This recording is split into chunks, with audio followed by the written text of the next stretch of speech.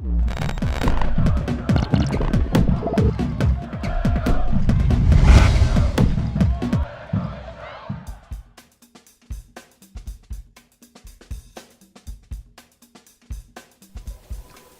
of the shooting drills that works well for youth players, because it involves two players and gets good form and a lot of shots in a small amount of time, is elbow shooting.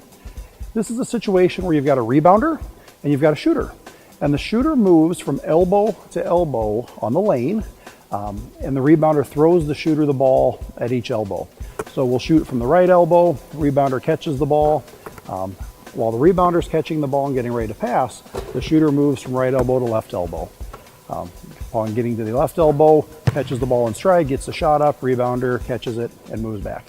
So you've got two kids busy, and you can work on two really important skills, both your shooting form, but also rebounding form and passing. So really three skills.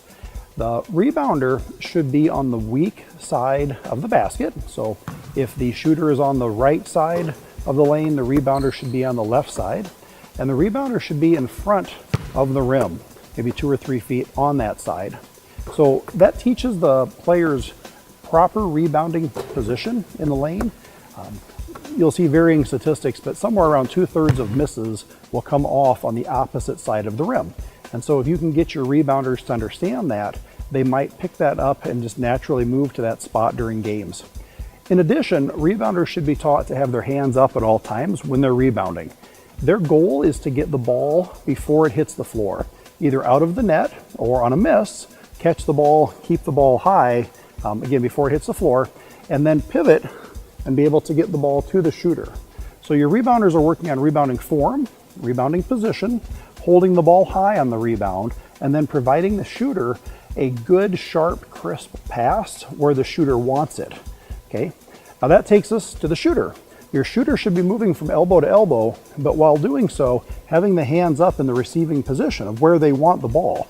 We don't want their hands down by their waist, because if they catch the ball down there and the pass down there, then they've got to bring the ball up, get into the shooting form, and then shoot.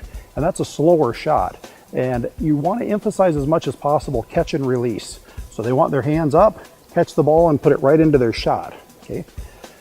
Problems with the shooter in this drill are that when the shooters are going from elbow to elbow catching the pass, they often catch the ball while they're turning and try to shoot it while they're turning.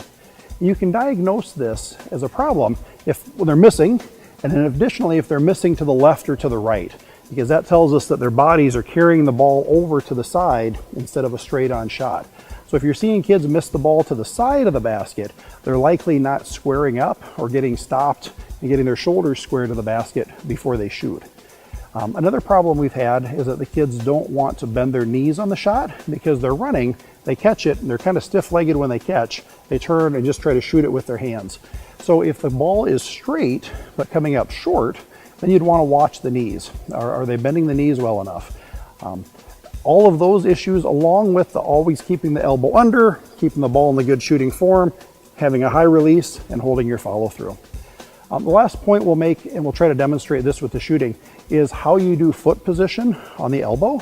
When you go from elbow to elbow, you always want to plant with your inside foot and then turn your body with your outside foot to become square to the basket. That should take you into your shooting position. And even if you shoot with one foot slightly forward or 1 foot back, or your elbows or shoulders back a little bit, that still gets you squared up into that position before you shoot. You just don't want to be moving and shooting at the same time.